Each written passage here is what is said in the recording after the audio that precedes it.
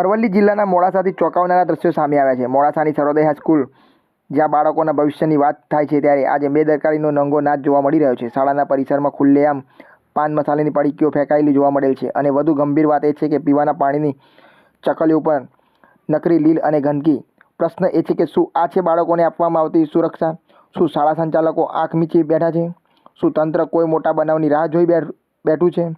જાગૃત નાગરિકે આ સમગ્ર મામલાનો વિડીયો ઉતારી સોશિયલ મીડિયામાં વાયરલ કર્યો અને ત્યારબાદ શાળા સંચાલકોની ગંભીર બેદરકારી ખુલ્લેઆમ સામે આવી છે। હવે માંગ એક જ છે, બાળકોના આરોગ્ય સામે ખેલ ન ચાલે, જવાબદાર સામે કડક કાર્યવાહી થાય અને તંત્ર તાત્કાલિક હરકતમાં આવે। જોતા રહો અજય એ ભાટિયા સાથે, ભાટિયા બંદર ન્યૂઝ, અરવલ્લી, મોડાસા।